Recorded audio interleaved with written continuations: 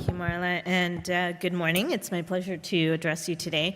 So the issue of counseling pregnant patients is something that we see a lot of. We get a lot of questions on this in our office practice, both on the phone from practitioners and then from the patients who come in, and there's a lot of misinformation and a lot of anxiety on this topic.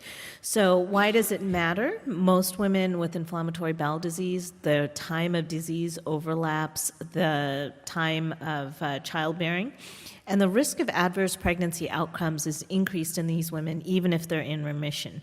So to achieve and maintain remission during pregnancy, it's recommended that they continue most of their IBD medications, but this is something that can be an issue with their other treating physicians. So we're learning that preconception care leads to less disease relapse during pregnancy. Preconception care is very important because if you have a birth plan going into pregnancy and the patient agrees and the OB agrees, everybody's on board, it's much smoother. The last thing you want is for a patient to come in the second trimester having stopped everything because their doctor told them, their OB told them to stop, and now they're having a flare and you're having to decide on viability of the infant and all these other steps. So this is a study from Janneke van der Vood's group in Europe that showed that if they had preconception counseling, they were more likely to take their folate, more likely to stop smoking, less likely to stop their IBD medication, and most importantly, less likely to have active disease. Now, one thing that's of concern to patients are can they get pregnant? In general, women with inflammatory bowel disease have the same rates of fertility as women without IBD in the same age group unless they've had surgery in the pelvis. But should they have an issue, and particularly if they have had surgery in the pelvis, the rates of IVF are actually equivalent in IBD and non-IBD patients. So that's important for them to know as well going into it. And just anecdotally, I really haven't seen my patients flare with a lot of the therapies that are used for IVF. They tend to do quite well with it. I think maybe Lori at some point can address the anxiety that goes along with IVF and having IBD. It's sort of a double whammy. Okay, and then preparation for pregnancy, we review their medications and we want to optimize. You want to make sure you stop their methotrexate, ideally 6 months, but at least 3 months before attempting conception.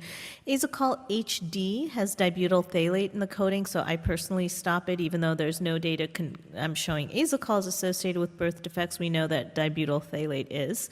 You want to confirm the patient's in remission, and so depending on the patient, I may do a fecal calprotectin, I may do a colonoscopy. And then you want to make sure that their healthcare maintenance is up to date. Surveillance, colonoscopy, pap smears, vaccinations, laboratory markers, etc. Low vitamin D is common in IBD and has been associated with infertility. So what about disease activity? We used to think that it was really the Crohn's patients you worry about, but data is really showing that it's the ulcerative colitis patients who have the most active disease in pregnancy. So this is from our pregnancy registry. Oops, sorry. Is there a laser point? Oh, maybe this? Okay, so here you can see this is in yellow, the patients with inactive disease with UC. It's 65 to 75%. So that means a good 25 to 35% of patients have active disease. But when you look at your Crohn's patients, you see there's 10% more with inactive disease. So your Crohn's patients actually do better, and that's statistically significant, that ulcerative colitis patients have more disease activity. And so for your UC patients, you really, really, really want to make sure they're in remission going into pregnancy. And why does it matter? Preterm birth is associated with disease activity. So you're 3 to 4 times more likely to have preterm birth if you have moderate to high disease activity. And you're also less likely to conceive if you have disease activity. And you can think in these days of 1-pound babies, preterm birth doesn't really matter, but every single day in the womb impacts developmental milestones, and that's very important. Everything okay? Oh, perfect. Thank you very much. Okay, so the risk of disease has to be weighed against the risk of medical therapy, and this is a conversation you have with the patient. It's very hard to have this conversation once their OB's already told them their medication they're on is dangerous, which is false, but then you're battling the anxiety of the patient who's already pregnant. So how do we manage these patients? If they have a flare, We manage them essentially similar to patients who are not pregnant. The medication choices are similar. I'd say the difference is that I like to avoid new starts of azathioprine 6-MP in pregnancy just in case they get leukopenia or pancreatitis. I avoid metronidazole in the first trimester. There's a small reported risk of cleft palate, though that really hasn't been validated. But the safety data is 2 to 3 days for bacterial vaginosis and not the weeks to months that we would use in IBD. A laboratory test, remember your ALK phos is going to be elevated in pregnancy and in breastfeeding. So if your patient persistently has an elevated ALK phos, they haven't suddenly developed PSC, it's probably just their pregnancy or lactation. Sed rate and CRP can be high, albumin can be low, anemia is present, that's all part of pregnancy. The pregnant woman is more likely to get C. diff, so if they have a flare, you want to check that. And we don't really know if calprotectin goes along with, is different in pregnancy. We know blood calprotectin is elevated in the pregnant patient, but we don't know about stool. However, I do use that as a marker. Imaging can be an issue because you don't want to necessarily do a CT scan on these patients. If you have to, you have to. But we tend to do MR with oral contrast without the gadolinium, though data suggests after the first trimester it's okay to use gadolinium. Endoscopy, unsedated flex sig without a anesthesiologist or OB monitoring. We do that all the time, but if you're going to sedate the patient, you should have OB anesthesia and later in pregnancy have fetal monitoring. And then for surgery, the indications are similar to the non-pregnant patient, and if you need surgery, you need surgery. What about medication? So we looked in Piano at azole-related birth defects because of this whole issue of dibutyl phthalate. And the odds ratio for urogenital defects in male offspring, which is what you look for with DBP, was 1.32, but the confidence intervals were quite wide. And part of that is this sample size is not high enough to really detect it. But there are 117 azole exposed. What about steroids? So this was one of your questions. We looked at patients who received steroids in the Piano registry, and there are 232 steroid exposed in first, second, and third trimester. Here's the breakdown. There was an increase in preterm birth, an increase in low birth weight, and you can say these are sort of tied to disease activity, but also an increase in gestational diabetes. But there is no difference in infections, in congenital anomalies, including cleft palate, and in developmental delay. What about thiopurines? This has always been the most controversial agent. The FDA has gotten rid of the categories A, B, C, D, and X, so you no longer have those. So you don't have to deal with somebody saying, oh, this is category D, because there's no longer a category D. There will just be the data presented, and then using that data, you make your decision as to whether you want to use that medication in pregnancy or not. And the data for thiopurine suggests it's low risk, and this was a meta-analysis from Adam Shefitz's group that showed for both maternal and paternal use, there was no increase in the rate of birth defects. What about breastfeeding on azathioprine? Very nice small European studies have shown that the bulk of the transfers in the first 4 hours. So if the mom takes the medicine, waits 4 hours, and then breastfeeds, nothing transfers to the infant. But even if they do it at peak, it's just 0.0075 milligrams per kilogram, so a really small amount, which is acceptable, and we tell our patients they can breastfeed while on this medication. Biologics are the drug that I get the most questions on, and biologics are antibodies, except for certolizumab, which is an FAB prime fragment. They all have an FC component. So the FC component, which is, when you look at the Y, it's the stem. There's a receptor on the placenta called the FcRn, which will grab the FC component and actively transfer antibody from mom to baby. That's how mom transfers her immunity to the baby. And 80% of that transfer occurs in the third trimester.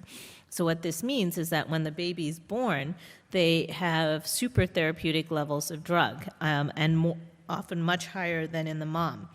And so this was data we published in CGH, where we looked at 10 mom-baby pairs in each group, and you can see that the median cord, so the cord and baby levels are very similar to maternal drug levels, 160% more in the baby, 179% for adalimumab, but only 3.9% for certolizumab. And none of the baby's levels were greater than 2 micrograms per ml, even if the mom had a level of 56. So passive transfer of certolizumab, but no active transfer, and active transfer of the other drugs. So because of that, there's been concern and suggestion that perhaps we should minimize how much drug transfers to the baby. And in European studies, they've recommended stopping at 22 weeks. The issue with that is that if your patient's on a biologic, most of the time they're on a biologic because they need it. It may be their second or third biologic. They may have failed others. And what happens when you stop, and this was a study where they talked about stopping at 22 weeks, 22% of their patients, or 5 out of 23 who stopped their medication, had a flare or needed to change therapy in the postpartum. And if you've taken care of these pregnant patients, having a significant flare with a newborn baby can be quite stressful, and then trying to deal with all the different medication changes at that point is also not good. So I don't stop them. Vedolizumab is a newer biologic. It also has an FC component. The half-life is about 25 days.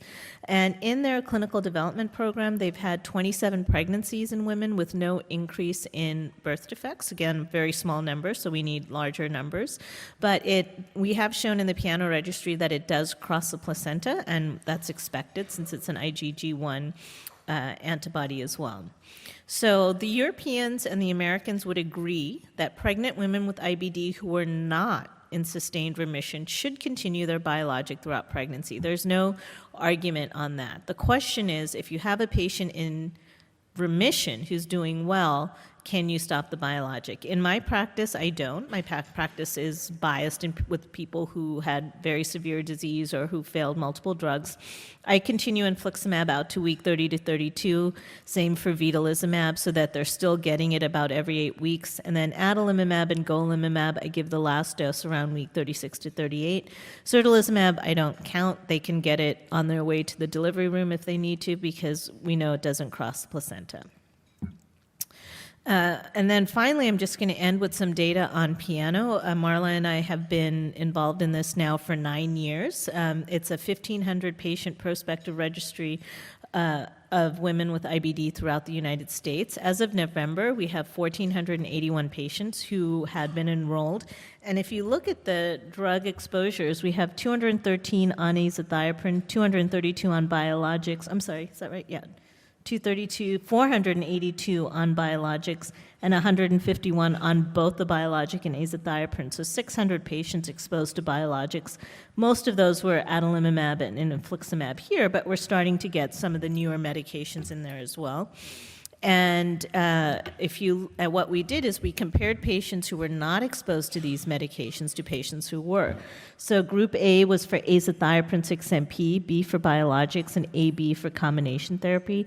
And when you look at Crohn's disease and ulcerative colitis combined, there is no increase for azathioprine or for biologics as monotherapy for any of the complications we looked at: spontaneous abortion, preterm birth, low birth weight, congenital anomaly.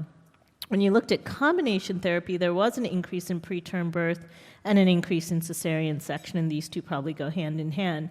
And then when we looked at Crohn's disease, group A, B, and AB, there was no problem. But when we looked at ulcerative colitis in the combination therapy group, we had an increase in any complication, preterm birth, low birth weight, and NICU stays. And we controlled for disease activity. So again, there's something about these ulcerative colitis patients that's different, and they need to be watched carefully.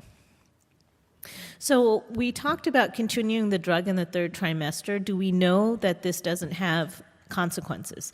So at least in the short term, there does not appear to be significant consequences. We had 247 patients who had a biologic within 10 weeks of delivery, and only 70 of these 422 patients actually stopped in the 2nd trimester. There was no difference in preterm birth, disease activity, infections out to 1 year, and this was controlled for age, preterm birth, and for certolizumab use. What about infection? So the question was a little confusing. So when you look at infections, when you look at just biologics, Altogether, if they're on biologic monotherapy, there's no increase in the rate of infections. When you take certolizumab out of the equation, because certolizumab doesn't cross the placenta the same way the other ones do, sometimes you'll see an increase in infections in the combination therapy group only. But every year that number changes because it's such a small number of events. 1 or 2 events will flip the equation, but there does seem to be something different about the combination therapy group. They're more immunosuppressed. So if they're in deep remission on combo therapy, I'll often stop the azathioprine. Developmental milestones. So we used to just look at outcomes as what happened at birth. But it's really much more than that. And many of our congenital anomalies are only picked up later in that first year of life. And then developmental milestones, we're looking at out to 4 years. And we haven't seen any worsening of developmental milestones based on exposure to medications. And that's certainly very reassuring. We looked at breast milk in Biologics, and this was a paper that's being submitted by, or that's been presented, and now is being submitted by one of our IBD fellows who's now at Oregon, Rebecca Matro. And we looked at infliximab, adalimumab, certolizumab, ustekinumab, and a couple of golimumab, natalizumab. And pretty much for all of these, there's a very, very small amount of transfer. So remember, when you check trough levels, for example, of infliximab, you want a level between 3 to 7 micrograms per ml. These are a fraction of that. It's 0.68 micrograms is the peak that's been detected. So it's a very, very trivial amount that transfers within the first week, and then after that, nothing's detected. So these patients should be able to breastfeed without any concern. And breastfeeding was not associated with differences in infant growth milestones or infection rates, which was another question. 75% of women reported breastfeeding in the study, and they were more likely to breastfeed the less medications they were on. This was another one of our former IBD fellows. This was recently published. Sarah Shabani looked at response to vaccines, and this was just a pilot looking at 9 patients. But you can see that Haemophilus influenza B, which is a poor man's B-cell test, only 1 of 9 did not respond, and that's similar to the national average of a 90% response rate, and none of our tetanus toxoid did not respond. So again, similar where 100% response rates are. And we're looking now at Piano in about 100 patients to expand the study and confirm our response rates. So future directions, what is the response to vaccines in a larger cohort? We've had about 40 patients inadvertently get rotavirus who were exposed to a TNF. How did they do? We're looking at T and B cell development in these infants exposed to anti-TNF agents, and we're also trying to determine how to optimize dosing in pregnancy to minimize placental transfer while still keep mom in remission. And so for the last slide, it's very important to communicate with both the patient and their providers. So for the patient, education on medication safety and disease risk helps with compliance. When you're seeing a patient and you're seeing them for a flare, it's their first time, or you say, when you're ready to get pregnant, come talk to me. And they do, and we're able to come up with a plan that all their doctors agree on. As a gastroenterologist, you should make sure their disease is in remission and their medication is optimized. As an OB, you have to realize that most IBD medications are low risk and can be continued during pregnancy and lactation, and the mode of delivery is really up to the OB, except when they have active perianal disease. And finally, for the pediatrician, we tell them that they shouldn't give live vaccines in the first 6 months if the infant was exposed to a non-certolizumab biologic, and all other vaccines should be given on schedule, and they should be monitored for infections. So I thank you for your attention.